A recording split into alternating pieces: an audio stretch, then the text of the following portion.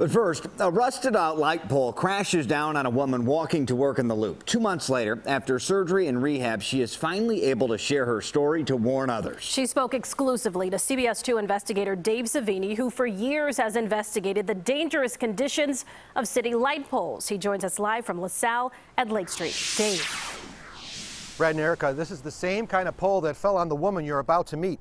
But take a look at this design. These decorative covers, they might look pretty, but they actually trap in moisture and speed up corrosion.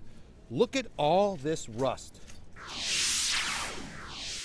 I heard somebody say, "Whoa," and I didn't know, and then I felt something whack me on the head. Maya Kirk was blindsided while walking at lunchtime to her office in Chicago's Loop.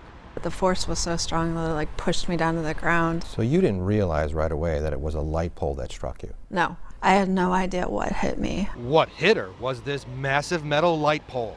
It snapped at the rusted out base and crashed down on her. I think I was in so much pain at the time that not a lot was registering at that moment, but I was just thinking that fell on me. How am I still here? It happened in November in front of the State of Illinois building around 161 North LaSalle near Lake Street.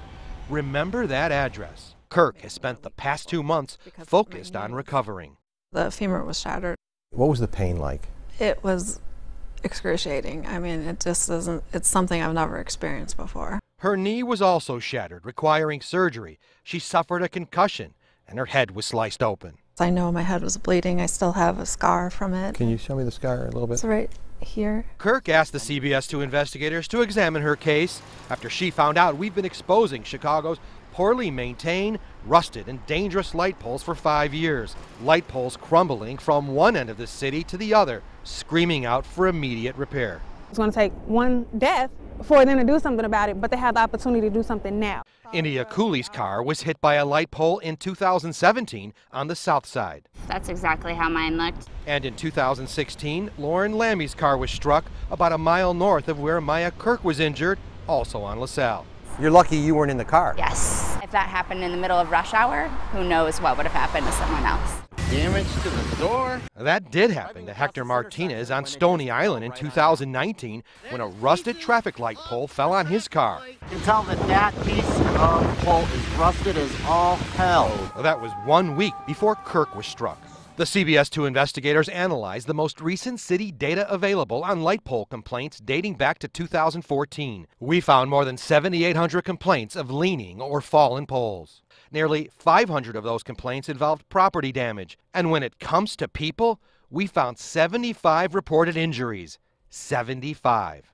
One girl was hit by this light pole in Hyde Park in 2016. And before that, in 2007, also on the south side, Noni Brown suffered a fractured neck when a light pole fell on her outside her school during recess. And take a look at this rusted out pole. It's missing much of its support. And after seeing all the stories we've done since 2014, you've seen the children. What did it do to you to see those kids, that girl with the broken neck? It broke my heart to see that. That light pole's about to fall. In 2015, we went back to Noni Brown's old school, the Betty Shabazz International Charter School, with her mom, and found 2 more poles rusted through at the base. See what's going on Oh down my goodness, it's all rotted out like the one that would hit my daughter. Let's hope the next story that you do isn't about someone who's been killed, or multiple people who've been killed. Michael Demetrio is Maya Kirk's attorney. I would never use the term accident here. This is clear neglect on the city of Chicago's part. And as we know, the work that you've done, there have been some serious injuries in the past. He says the pole in her case was so rusted, city inspectors should have detected it before it fell on Kirk. What does that say to you about the condition of that pole? It should have been taken down a long time ago.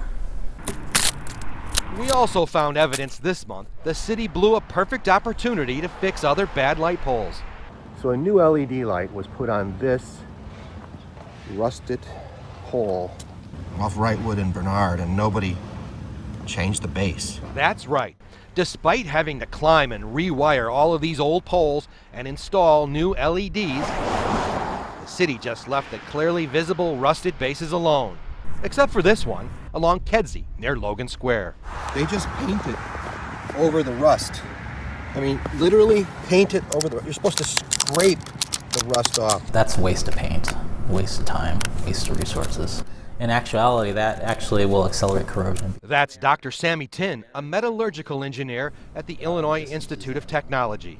These poles are in desperate need of being replaced or maintained. It's very sad to say that, it takes instances like these to really get people talking about, all these issues that we have. Describe your feelings with the city.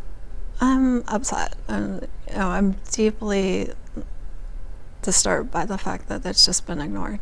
Now let's get back to that address on 161 North LaSalle where Kirk was struck. We found 311 records showing the city was warned about more bad light poles in the 3-block radius around that spot. At least 12 light pole damage complaints were filed in the prior year. We showed her the records. A dozen. Wow. Yeah. That's...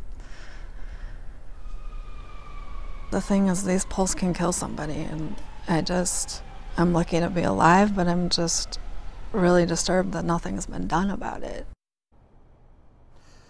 After weeks of questioning, the city finally told us they're going to rip out and replace about 100 of these poles along LaSalle Street. And I got to tell you one thing, we've been asking for maintenance records related to Maya Kirk's pole, the pole that fell on her. The city refuses to turn those records over to us, and they also refuse to do an interview with us. Live in the Loop, Dave Savini, CBS 2 Investigators, back to you. Dave, thank you.